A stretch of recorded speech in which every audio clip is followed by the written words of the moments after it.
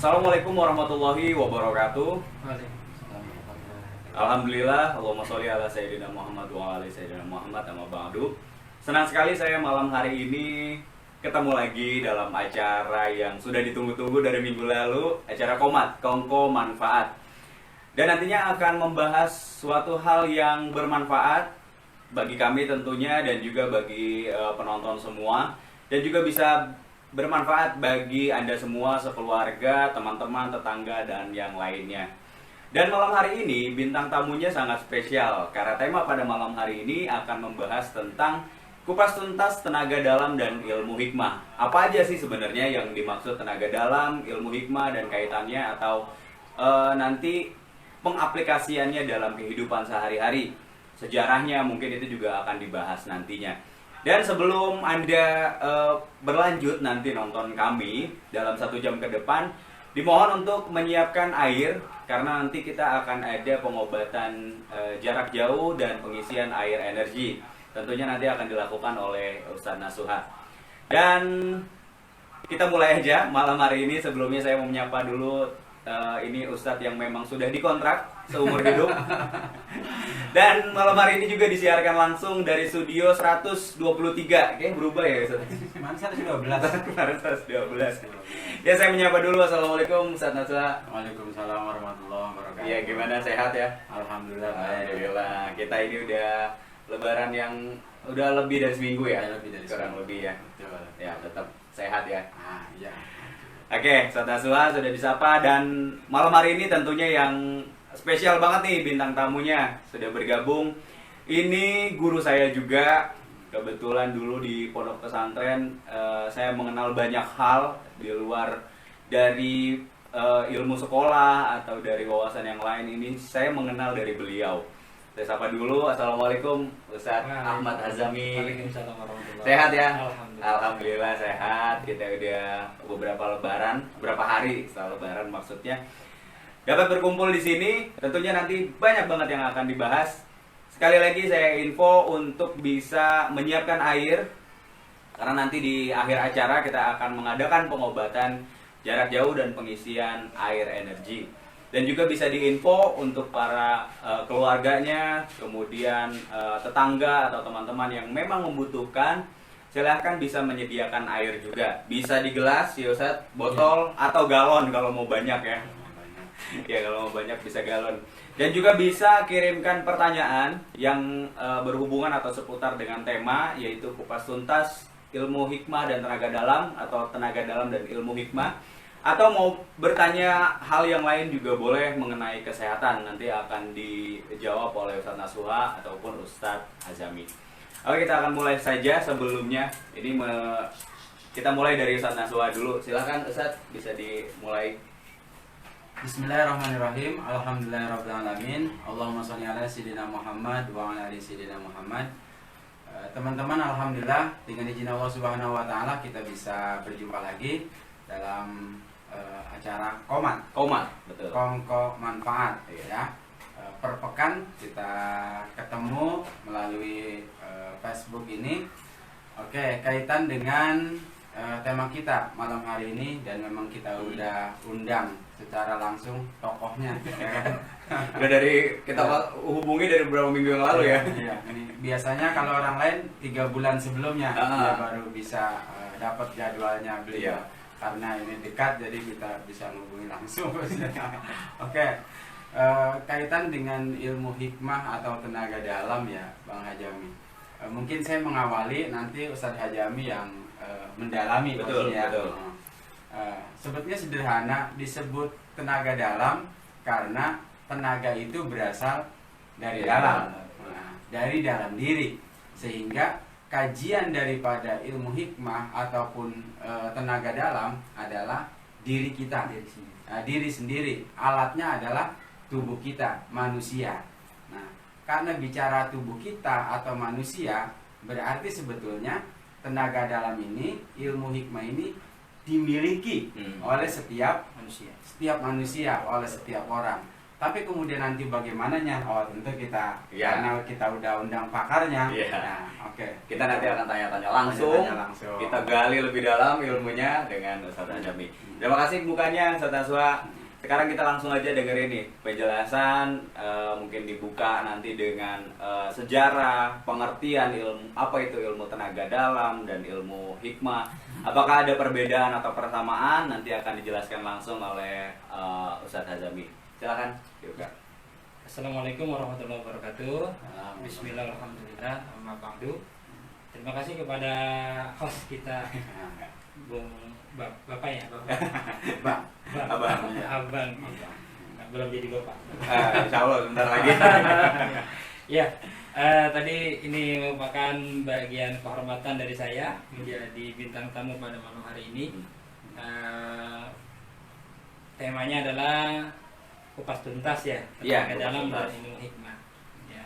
Tadi sudah disampaikan di prolog oleh Ustadz Nasuha bahwa tenaga dalam itu tenaga yang berasal dari dalam diri manusia. Gitu. Adapun yang dilatih adalah objeknya adalah tubuh manusia.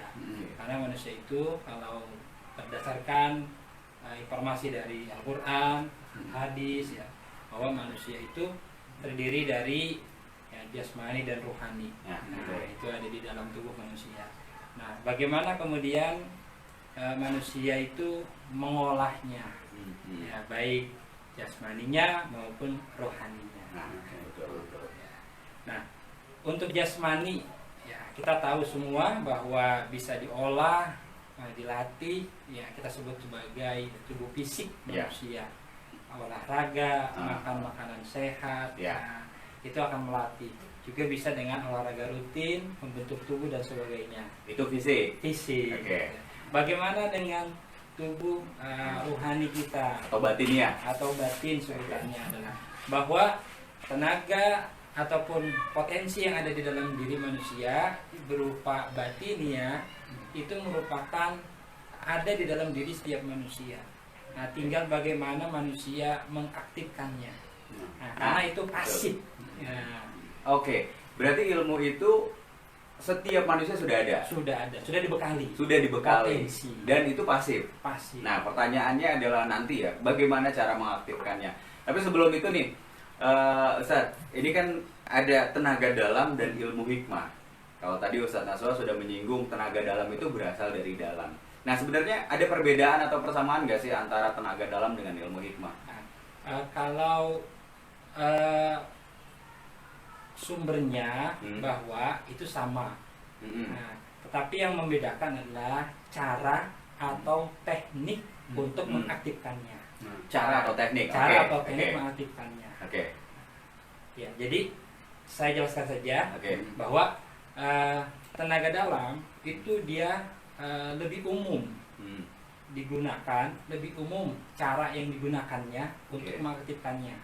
Ya, bisa dengan pelatihan mengolah napas. Oke. Nah, Untuk mengaktifkan tenaga mengaktifkan dalam. tenaga dalam. Oke. Kemudian yang kedua, kalau ilmu hikmah lebih cenderung cara mengaktifkannya melalui bacaan-bacaan, doa, ataupun kalimat-kalimat baqiyatus sholihah, Atau wiridan. ataupun wiridan, Oke. zikiran, atau dalam bahasa lain disebut mantra. Oke. Nah, itu perbedaannya ya. Jadi kalau ilmu tenaga dalam itu tadi ya secara umum dilatih dengan Pernapasan. olah napas. ya walaupun mungkin ada sebagian lainnya mengaktifkan dengan caranya sendiri. Iya. Cuma dikenal secara umum adalah dengan nafas. Oke, itu yang tenaga dalam. Nah, kalau yang hikmah tadi ya zikir ya dengan wiridan dan segala macamnya. Oke, kalau kita tadi kan udah tahu ya, dari teman-teman juga udah tahu perbedaannya. Nah, kalau sejarah sendiri nih, Ustaz, dari Nusantara atau dari dunia, bagaimana sebenarnya sejarah dari ilmu tenaga dalam atau ilmu hikmah? Ya, begini. Setahu saya bahwa ilmu tenaga dalam, ilmu tenaga dalam dulu ya. Iya, oke. Nah, ini di Indonesia, terutama di Nusantara, yang mempopulerkan itu sebenarnya ada 4 tokoh besar. Ada 4, oke. 4 tokoh besar ya, yang mempopulerkannya. Ilmu tenaga dalam. Tenaga dalam. Oke. Di antaranya kita mengenal M. Toha ya, pendiri Sinlamba. Oke. Di Jakarta dia. Oke. Kemudian ada kita mengenal Margaduyu ya. Itu didirikan oleh Anandinata di Bandung. Ada juga Haji Abdul Rashid, pendiri Budi Suci di Bogor. Dan yang keempat itu Nampon, dia merupakan yang keempat, dia pendiri daripada Trirasa. Nah, itu 4 orang yang mempopulerkan tenaga dalam, yang kemudian nanti berkembang menjadi berbagai macam aliran-aliran tenaga dalam dengan sebutan yang bermacam-macam juga. Oke, walaupun intinya sama. Intinya sama. Nah, itu sejarah di Indonesia. Di Indonesia. Ada 4 itu. Ada 4. Oke, itu yang tenaga dalam. Kalau yang ilmu hikmah ataukah nah, untuk ilmu hikmah itu dipopulerkannya adalah kalau diruntut terus ke atas, yaitu nanti jatuh kepada para wali songo. Kemudian nanti setelah Islam menjadi mayoritas di zaman Wali Songo, kemudian berdirinya pesantren-pesantren. Nah, kemudian banyak ya Pak ulama-ulama atau orang-orang soleh pada zaman-zaman terdahulu menghadapi perampok, menghadapi penjajah, menghadapi orang-orang. Kemudian menyusun bacaan-bacaan, jikiran-jikiran yang ditekuni, didawami, kemudian menjadi sebuah bacaan yang kemudian nanti berguling turun-temurun menjadi sebuah ilmu hikmah. Oh, itu sejarahnya. Dan itu di pesantren terutama pesantren salaf ya. Itu pesantren tradisional itu sangat luar biasa berkembang di Indonesia. Oke. Nah, itu ilmu hikmah sejarahnya ya, dari ilmu tenaga dalam kemudian juga ilmu hikmah. Nah, memang dipopulerkan. Ilmu hikmah itu lebih ke pesantren. Nah, kebetulan ini kan Ustadz dari Ustadz Nasuha, Ustadz Azami juga di bulan pesantren nih. Nah, kalau kita singkat lah, sejarah singkat. Kalau pengalaman Ustadz Nasuha gimana di pesantren sendiri? Jebol pesantren. Yang pernah menjebol pesantren? Enggak. Artinya apakah dulu itu sempat disinggung ataukah memang diajarkan secara langsung oleh pimpinan atau bagaimana? Iya. Ustadz. Gini Bang Ivan. Di pesantren itu orang-orang santri yang diberikan ilmu hikmah oleh gurunya, kiainya, itu adalah santri yang sudah senior, yang sudah bertahun-tahun berguru di situ dan sudah mondok ya, dan sudah dianggap cukup layak baik secara mental maupun spiritual untuk menerima ijazah dari sang guru itu maksudnya.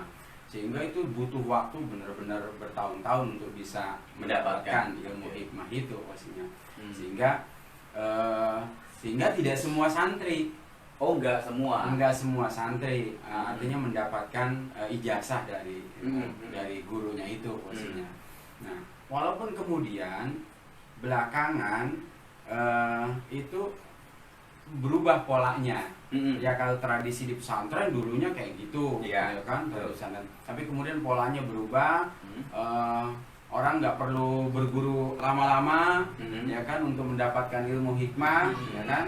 Ya, nggak perlu puasa yang berhari-hari untuk mendapatkan ilmu hikmah, nggak perlu. Jadi cukup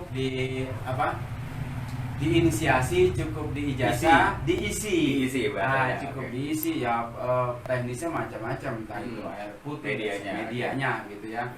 Cukup diisi, kemudian dengan perjanjian tertentu, dengan syarat tertentu, jadi gitu.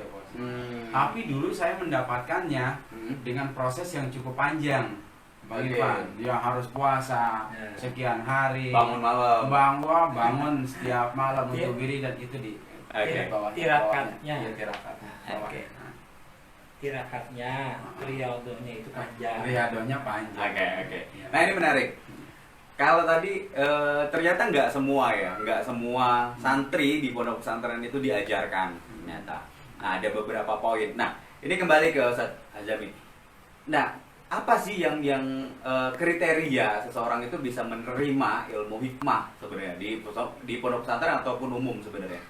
Kalau Pertama ya, kalau di pesantren tadi sudah dijelaskan Ustaz Nasuha, agak mirip-mirip sama sebenarnya, bahwa pertama santri yang dianggap mumpuni secara keilmuan.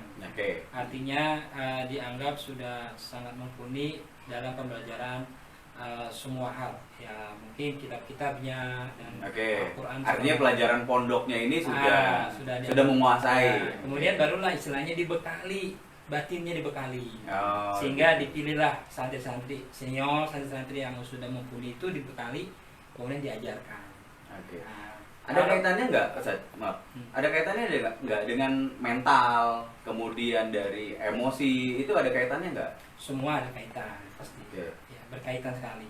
Artinya orang yang kenapa yang senior mungkin diajarkan karena mentalnya atau emosinya dirasa sudah cukup. Itu ada kaitannya? Ada kaitannya. Ya, karena biasanya orang-orang yang diijazahkan ilmu hikmah atau sebutannya ilmu tenaga dalam, rata-rata itu ya harus sudah mampu mengendalikan emosi terutama. Kalau yang misalnya labil emosinya, pasti akan di cancel sampai dia bisa terlihat lebih stabil. Sang guru atau sang kiai ini tahu. Iya. Kesehariannya kan terlihat.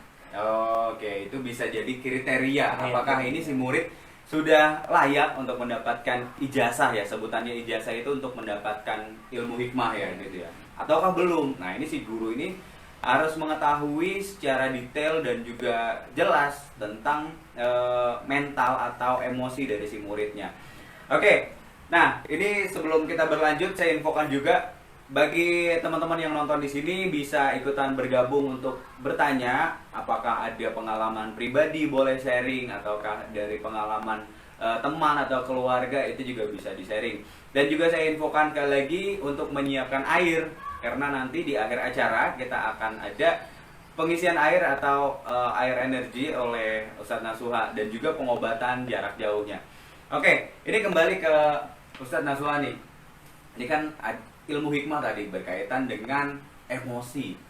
Nah, Ustadz sendiri bagaimana nih menyikapi sebenarnya perjalanan manusia? Kenapa si guru juga bisa? Ini sudah pas nih. Ini udah layak. Ada kriteria atau ketentuannya Ustadz sendiri? Iya. Bagaimana sang guru melihat itu? Bang Irfan. Kalau kita mau bagi antara ilmu hikmah dan tenaga dalam yang berkembang di Nusantara posisinya, jadi ada yang memang pendalamannya itu fokus di pernapasan. Yang kedua, ada yang pendalamannya berfokus di mantra, wirid. Wirid toh, jadi si murid diisi atau diselaraskan, habis itu dikasih wirid aja nih, nggak ada napas, nggak ada apa, baca aja gitu. Dan itu tradisi di pesantren secara umum kayak gitu. Kemudian yang ketiga, ada yang memadukan keduanya. Ada yang sedikit-sedikit wiridannya, kemudian plus sedikit-sedikit nafasnya. Memadukan antara zikir dengan nafasnya.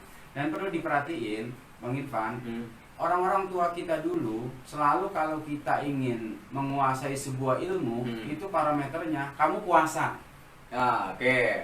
Kamu puasa entah sekian beberapa hari, mulai dari 3 hari, 7 hari, bahkan sampai 41 hari.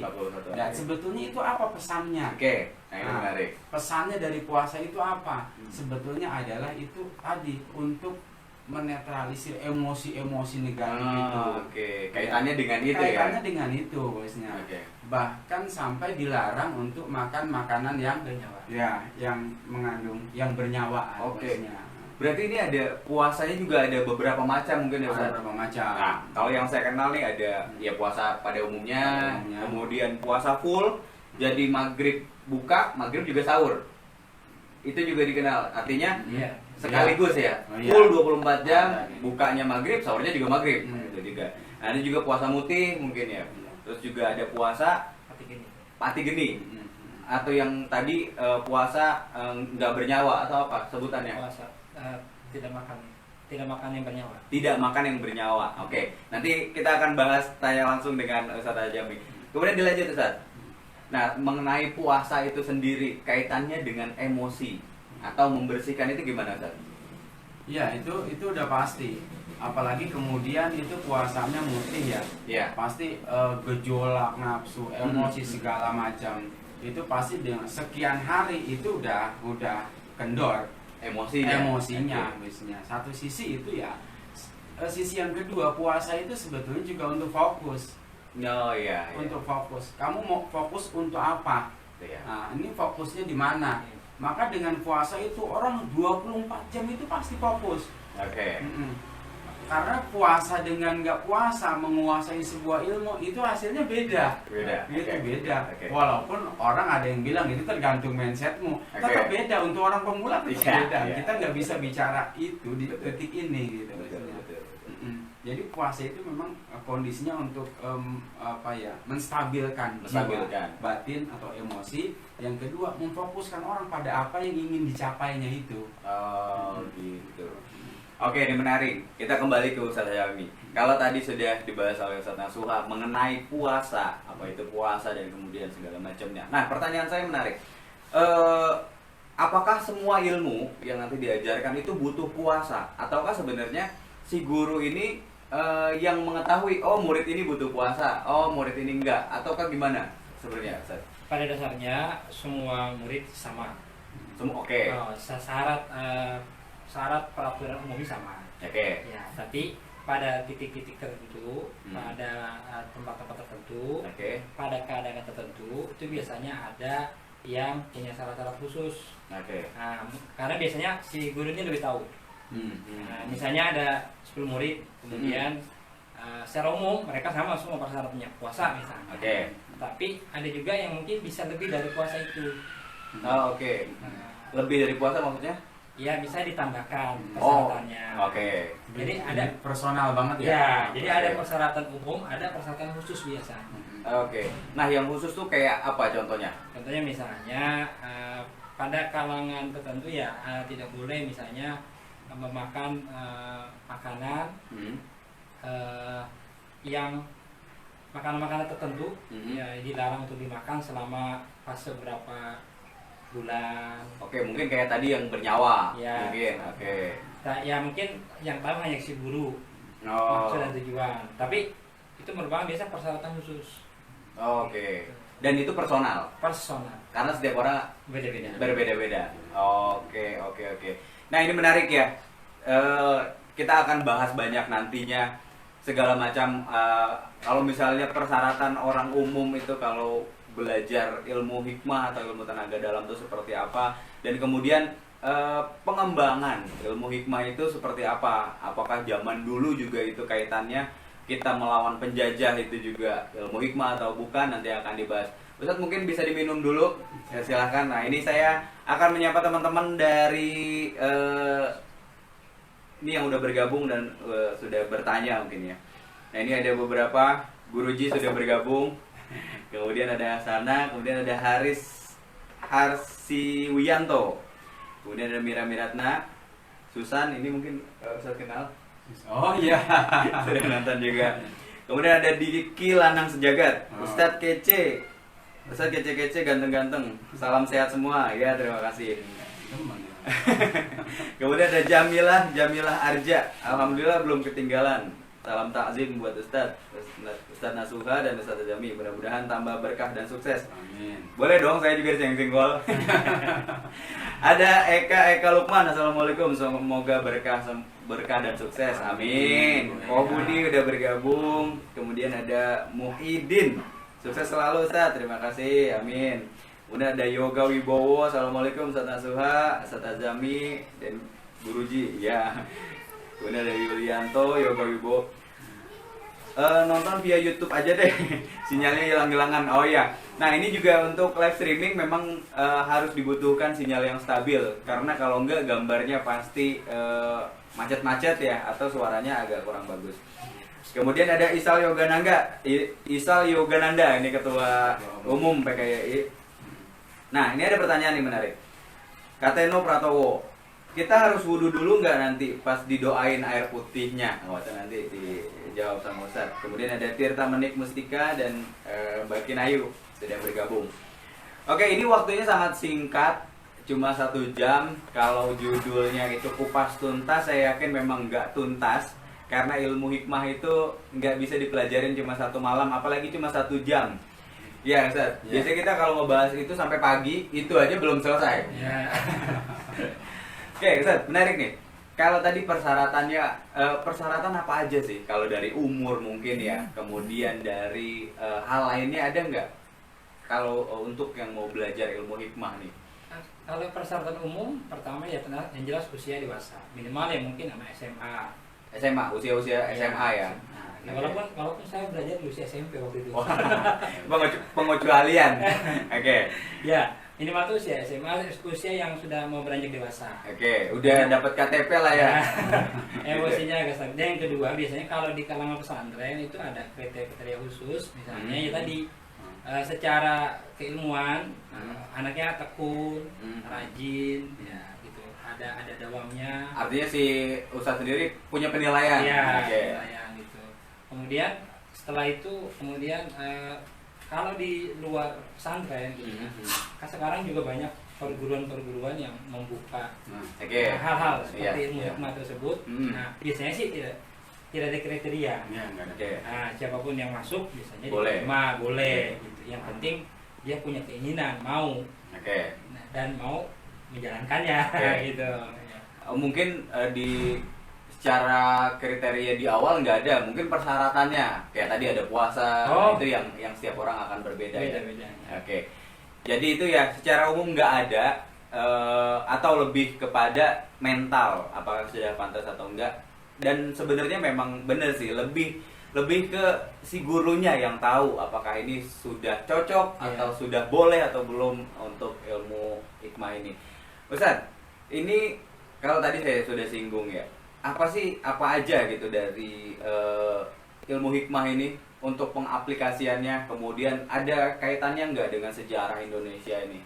Ya, begini. Pertama, banyak orang menilai tanda kutip ya, menilai itu sebagian orang menilai negatif tentang ilmu hikmah, tentang ilmu tenaga dalam. Oke. Nah, ada yang mengatakan itu sesuatu yang buruk lah, sesuatu yang tidak diajarkan di dalam ajaran Islam itu sendiri. Oke, atau wah ini mah jin, nah gitu kan, atau setan. Macam-macam lah itu. Oke. Tapi kalau misalnya manfaat dari ilmu hikmah tersebut ataupun itu sebenarnya sangat banyak dalam kehidupan sehari-hari. Tadi sudah saya katakan di awal bahwa manusia itu terdiri dari potensi jasmani dan ruhani. Oke. Nah, potensi jasmani tadi fisik, Oke.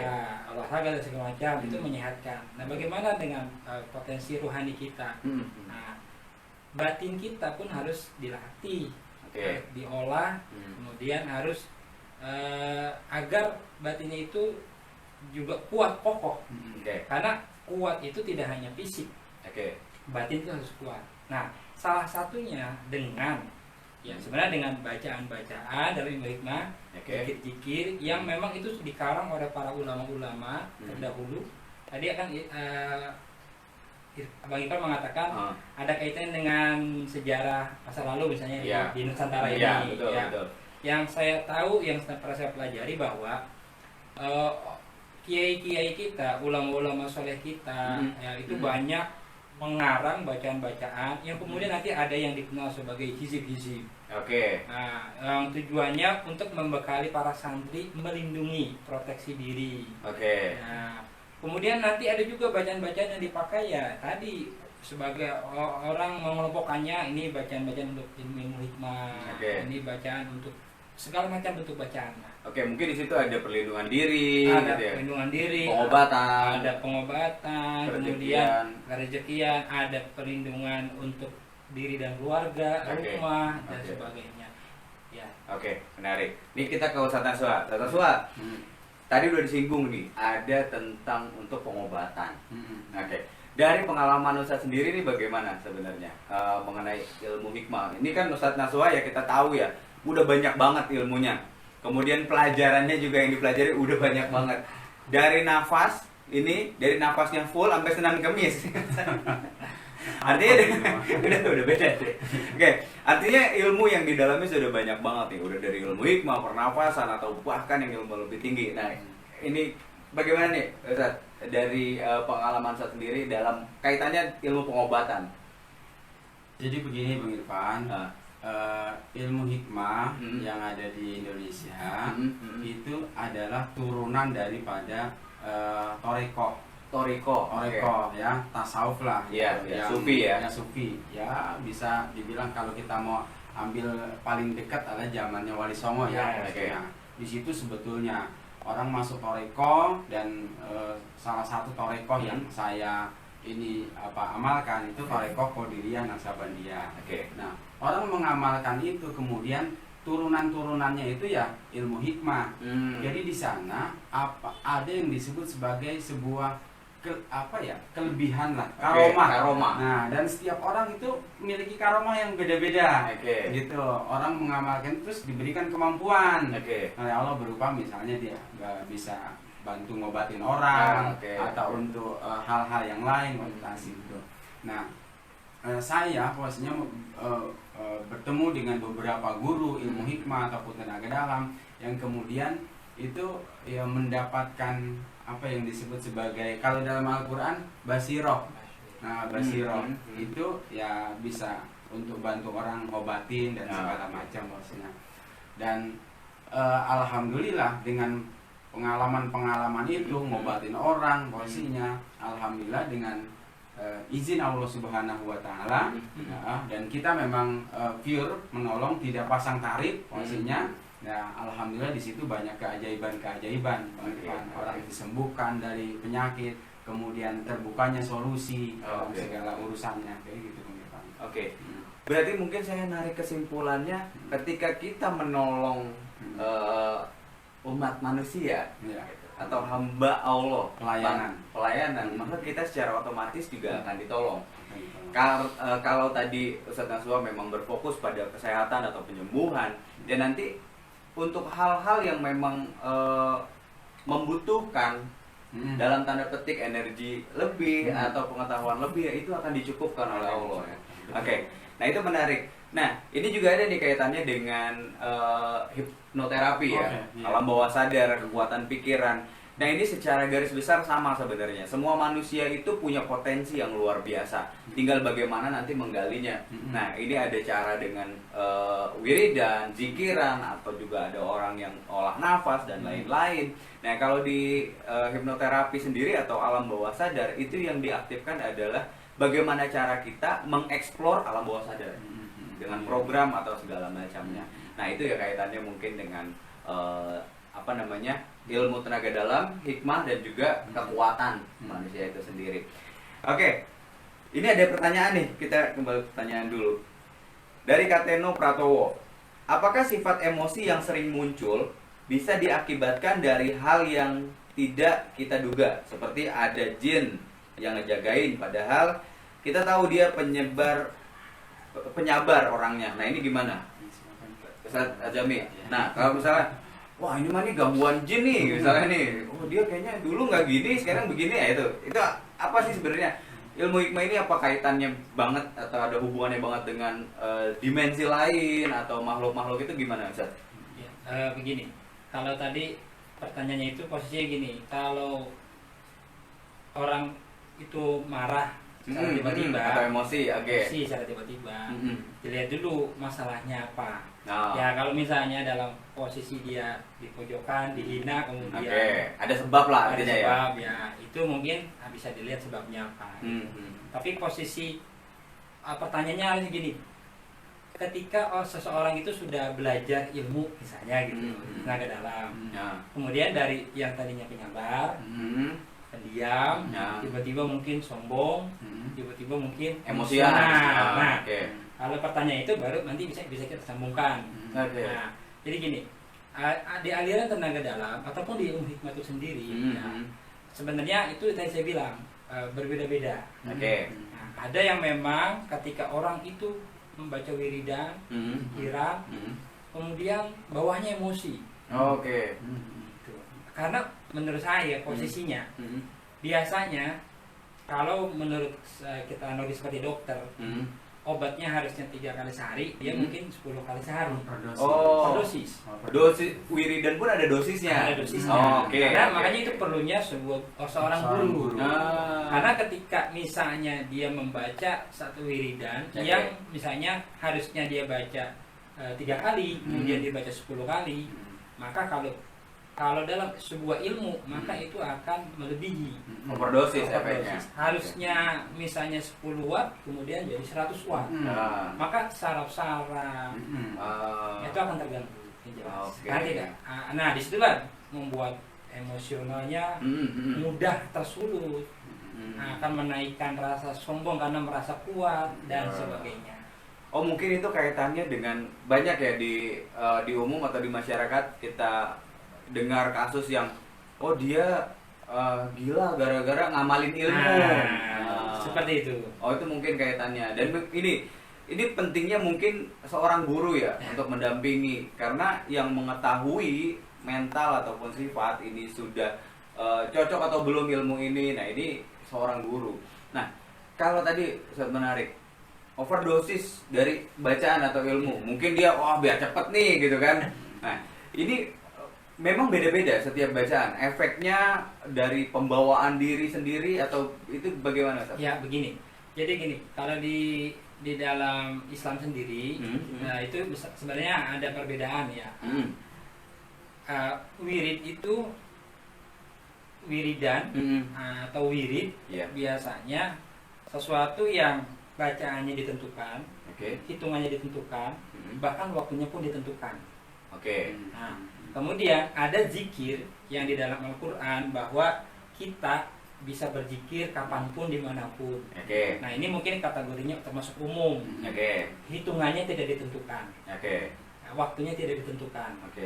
Gitu. Nah kemudian kalau kita belajar ilmu atau ilmu hikmah biasanya sudah ditentukan. Nah kemudian seandainya kita diberikan porsi sama guru kita, baca bacaan ini setiap habis sholat 5 waktu, silakan dibaca 3 kali. Kemudian dia amalkan, misalnya suatu hari dia baca selama 1000 kali. Sebanyak 1000 kali. Iya, kalau kau pengen cepat berhasil. Bisa nih, Itu sebenarnya bukan malah berhasil, malah akan terjadi hal-hal yang memang mungkin akan ada keajaiban, tapi bisa berbahaya buat jadi orang tersebut. Itu. Ya, jadi ini banyak contoh-contoh kasus yang ada di masyarakat kita ya yang terjadi hal-hal seperti itu. Oh gitu. Kalau saya ke Ustaz Suha, kalau tadi ya ada bacaan-bacaan tertentu yang kaitannya dengan urat saraf, kemudian dari mungkin kalau Ustaz menyebutnya jalur-jalur energi. Nah itu bagaimana Ustaz? Ada bacaan yang bisa mempengaruhi itu bagaimana menurut Ustaz?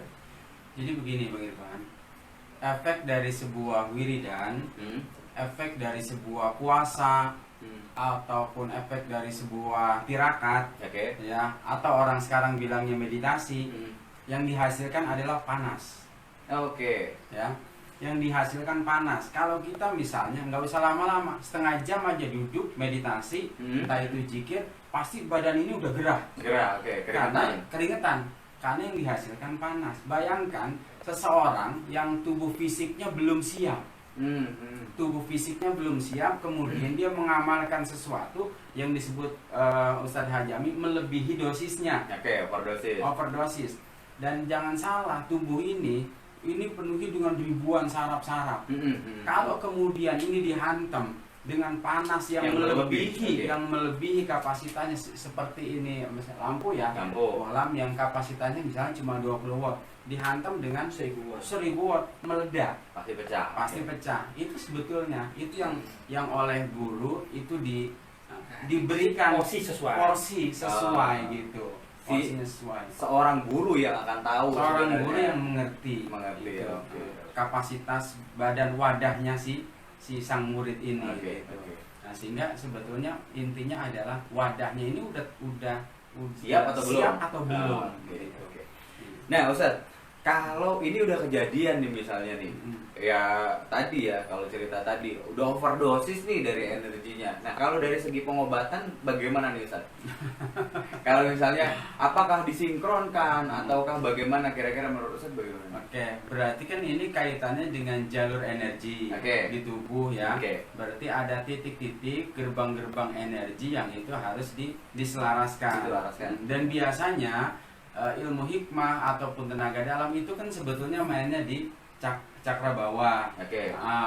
Gerbang-gerbang energi yang ada di bawah posisinya. Terutama itu gerbang solar plexus ya, sini posisinya. Artinya berarti di situ ada yang berlebihan. Energi di situ. Maka intinya itu harus diselaraskan. Ya, harus diselaraskan, harus dibersihkan ya. Dan tambahannya itu adalah kalau dia punya bacaan wiridannya harus di stop dulu. Jangan dibaca dulu. Obat jangan diminum dulu. Karena ketika dia dibersihkan kemudian dia baca kembali, itu akan banyak terjadi menambah kerusakan. Jadi di stop dulu sampai dia merasa kembali normal, sehat kembali. Nah, dia bisa melakukan itu lagi sesuai dengan porsi. Ustaz Jami, nih, mau tanya, kalau ilmu hikmah ini sebenarnya seberapa sih hubungannya antara dengan makhluk-makhluk atau jin-jin atau karena saya ada beberapa teman ya yang memang dia melatih itu mewiridkan suatu bacaan ketika satu kejadian, itu emosinya luar biasa dan seperti kesurupan. Nah sebenarnya bagaimana sih hubungannya antara ilmu hikmah dengan hal-hal yang gaib kayak gitu? Ya, salah satu ciri orang-orang yang bertakwa ya, dia adalah mengimani kepada hal-hal yang gaib. Ya, yang gaib itu sebenarnya banyak macamnya. Walaupun di dalam tafsir sendiri itu disebutkan hal yang gaib itu adalah seperti Allah itu sendiri, atau sesuatu yang tak nampak, tak terlihat. Ya. Kalau di tafsir modernnya bisa visi misi dan sebagainya. Nah, kaitannya dengan ilmu hikmah, kaitannya dengan pembelajaran tenaga dalam atau ilmu hikmah, ilmu batin, ya itu kaitannya dengan juga dengan ya sebutan ada khodam, ada khodam, ada kemudian ya macam-macam sebutannya. Sebutannya. Nah kalau dengan tadi manfaat salah satu ilmu hikmah, ya yaitu ya kita bisa membantu orang yang tidak sadarkan diri yang kemudian di kampung disebut sebagai kesurupan. Nah, orang yang kesurupan itu ya kalau di kampung memahami bahwa orang itu kemasukan jin, kemasukan sesuatu makhluk gaib, kesambet, dan banyak hal lain sebagainya ya sebabnya. Nah kemudian kalau kita sudah menguasai, sudah bisa, nah kita bisa membantu orang itu untuk mengembalikan kesadarannya dengan doa-doa dalam ilmu hikmah. Dan alhamdulillah saya bersyukur karena saya bisa melakukannya dan saya ketika membantu orang-orang seperti itu kemudian orang itu kembali sadar itu ada pelayanan di masyarakat yang juga luar biasa. Nah, artinya sangat bermanfaat ya. Nah ini mungkin juga yang namanya ilmu, mungkin semua ilmu ya. Ini sifatnya adalah sama, dia netral. Nah, bagaimana jadi baik atau jadi hitam atau jadi putih, nah itu sebenarnya tergantung bagaimana penggunaan mungkin ya, seperti itu.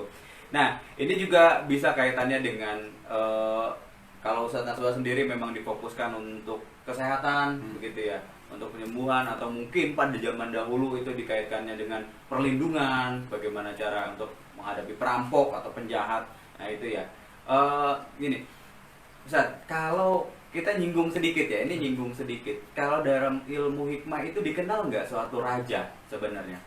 Ya ada. Itu bisa dijelaskan sedikit mungkin Ustaz?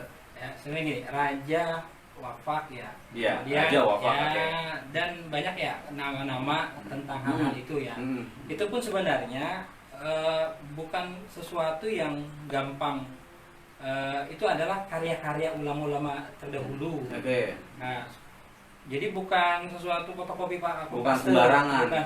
Biasanya itu kajiannya itu sangat dalam. Kalau saya pernah juga kebetulan belajar di Toriko ya tertentu, itu mengkaji hal itu, dan itu kajiannya sangat dalam, banyak. Kalau dikaji satu persatu, misalnya potongan-potongan huruf hijaiyah, bentukannya. Jadi butuh waktu khusus nanti kita. Butuh waktu khusus untuk membahas itu ya. Nah, tapi intinya gini, raja atau wafak itu ada sesuatu yang sudah diprogram, bahasa saya diprogram, atau sesuatu yang sudah didoakan oleh orang soleh, orang solihin atau ulama atau orang yang dipercaya mempunyai kekuatan itu, sehingga diprogram ini untuk sesuatu ini, suatu hal perlindungan diri kah, ini untuk kekuatan kah, atau ini untuk pengasihan kah, atau segala macam kebutuhan lah yang bisa. Nah, kemudian diberikan dan dia mengamalkan, ada amalannya. Oke.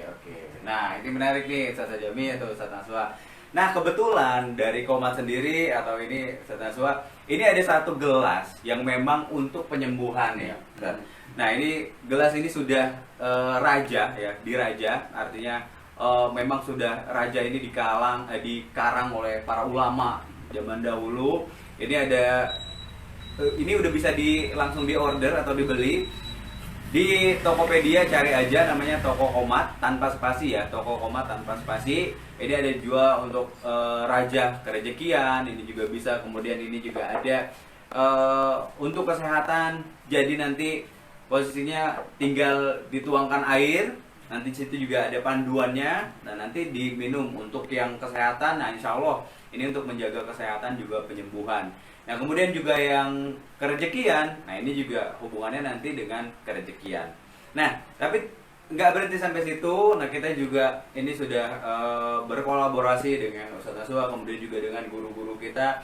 Nah, ini ada minyak, ini juga minyak untuk kesehatan dan juga minyak untuk kerejekian, yang nanti akan kami posting atau kami infokan di Toko Qomat juga, dijual di Toko Qomat.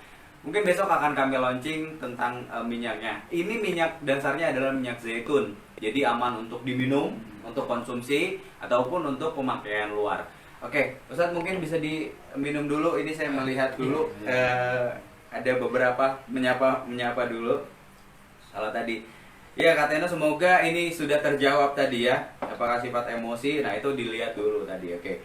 Kemudian ada Alimah Zain, sukses selalu Pak Ustadz. Ahmad Azami, ya terima kasih. Kemudian bergabung Mima Sardianti, kemudian Pram Ipang, keren. Oke, kemudian ada Raymond Asudungan, ya, sudah bergabung juga. Kemudian ada Yuliani. Dan ini mengucapkan selamat malam Ustaz Naswa, Ustaz Jami dan Mas Irfan. Terima kasih, selamat malam. Kemudian ada Mbak Diana dan Pandi Saputra. Oke, Ustaz ini ternyata sudah bentar lagi 1 jam nih. Cepat banget ya. Kita belum selesai nih. Belum, iya. Ini nggak jadi kupas tuntas ini bahasannya. Mungkin ya berikutnya. Mungkin bisa jadi season berikutnya.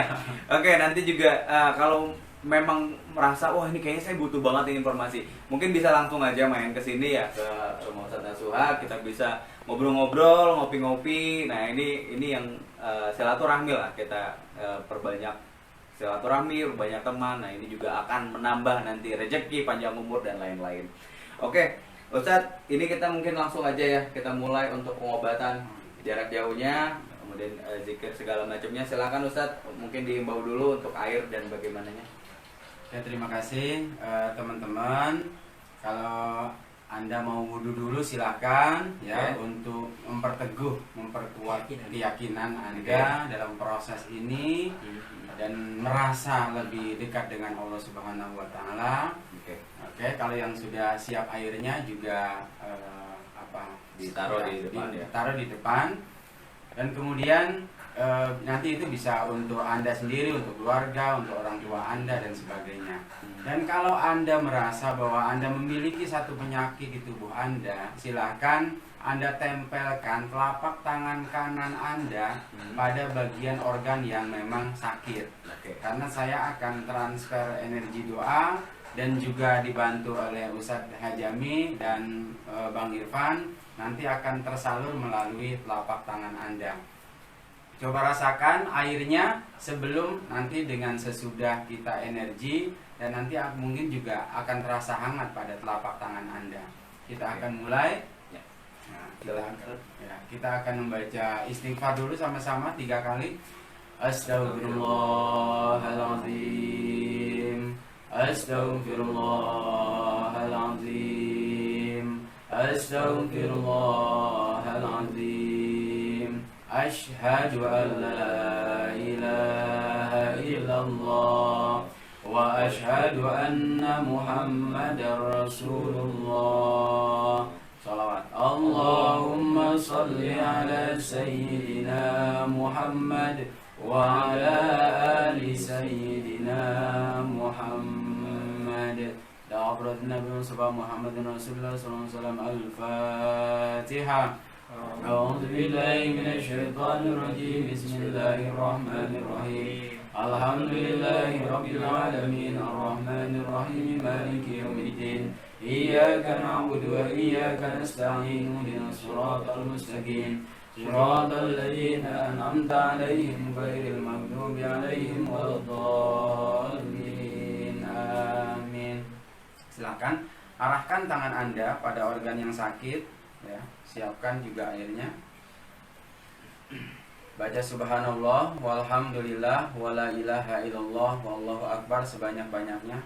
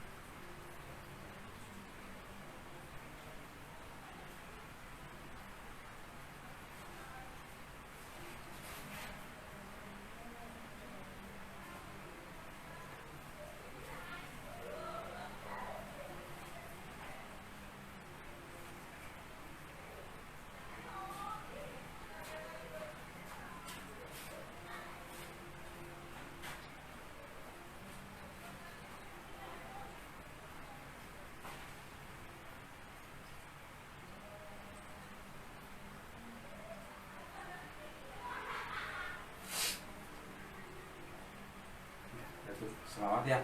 Ya. Allahumma salli ala Sayyidina Muhammadin tibbil qulubi wa dawaiha wa afiyatil abdani wa shifaiha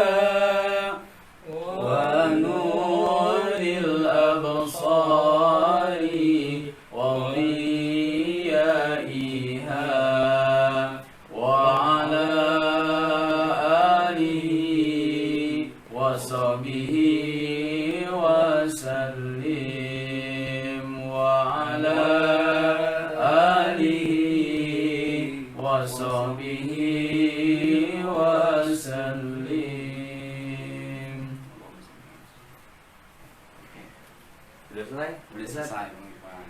Ya, itu yang ini rasanya luar biasa, Ustaz. Energinya juga beda. Mungkin ini karena ya ditambah ya dengan guru dengan guru hikmah itu sendiri. Oke, ini ternyata Ustaz, ini sudah berapa menit lagi nih kita? Udah sejam aja nih, nggak terasa Ustaz. Padahal belum apa-apa, belum masuk materi atau yang lain, ini baru awal banget. Oke, tapi sebelum itu jangan khawatir karena ini Ustaz Hajami akan mengijazahkan ya.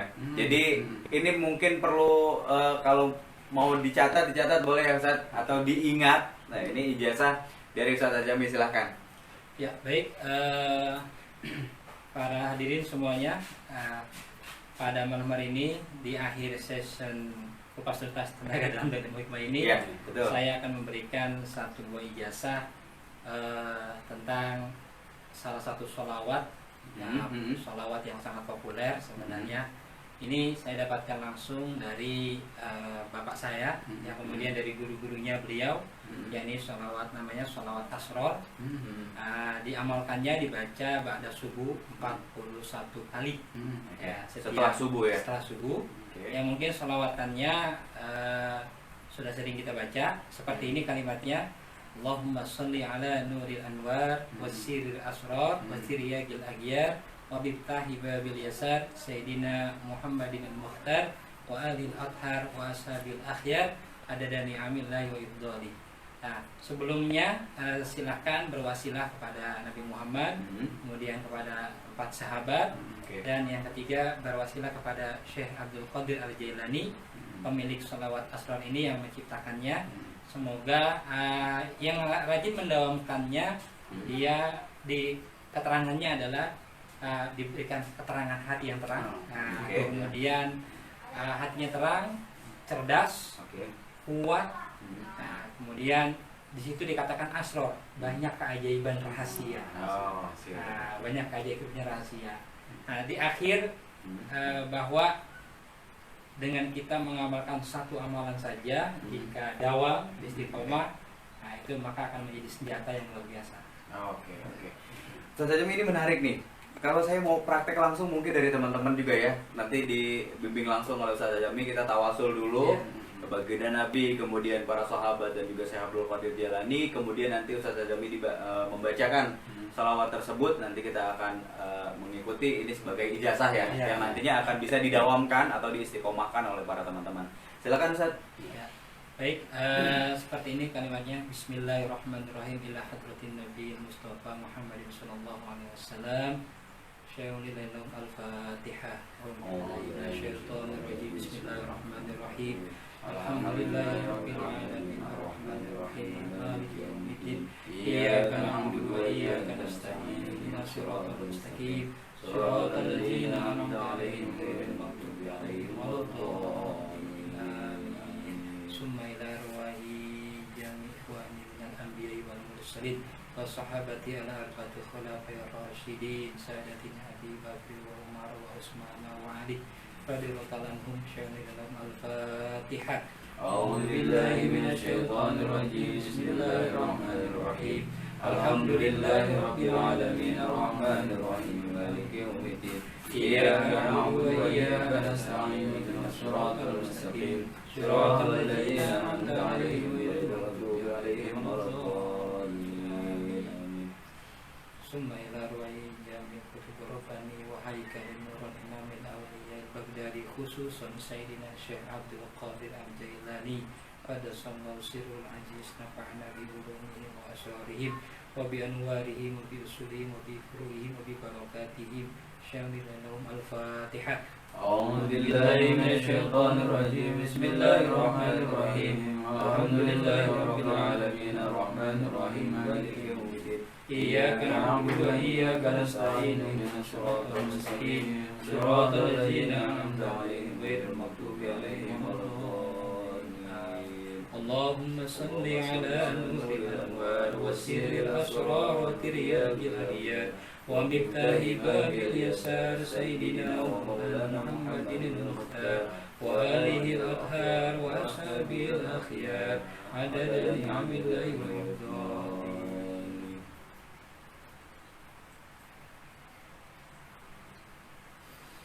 Alhamdulillah. Sudah selesai ya? Ya, jadi teman-teman, itu salah satu ijazah dari Ustaz Ajami yang banyak banget ya untuk manfaatnya. Ini dawamkan 40 kali, 41 kali setelah sholat subuh.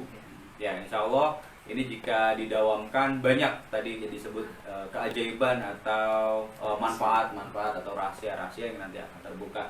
Terima kasih banyak Ustaz Ajami. Nanti juga bisa ditulis mungkin ya, bisa dilihat di statusnya atau di Facebooknya Ustaz Ajami. Nanti postingan dari salawat yang tadi kita bacakan. Oke, terima kasih banyak Ustaz. Mungkin sebelum kita tutup ini bentar lagi, ini udah bener loh, ini cepet banget loh Ustaz nih. Udah sejam aja ya, nggak berasa ya. Banyak banget, padahal masih banyak pengen belajar ini. Iya, jarang-jarang bisa ketemu langsung. Oke Ustaz, penutup sebelum kita tutup, ada kalau penutup mungkin Ustaz. Oke, gini. Suatu hari muridnya Nabi Isa datang kepada Nabi Isa dan mengatakan, kenapa kami tidak bisa menyembuhkan? Nah, kemudian Nabi Isa mengatakan, andai kata ditambahkan keyakinan di dalam dirimu, kemudian kamu katakan pada gunung itu untuk pindah, maka gunung itu pasti pindah.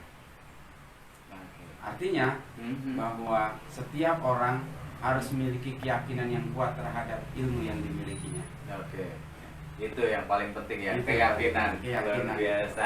Oke, Ustaz Ajami, sebelum ditutup mungkin ada satu yang perlu disampaikan. Ya, saya mengambil dari salah satu hadis riwayat Muslim bahwa orang mukmin yang kuat Iya. itu lebih baik dan lebih dicintai Allah daripada orang mukmin yang lemah.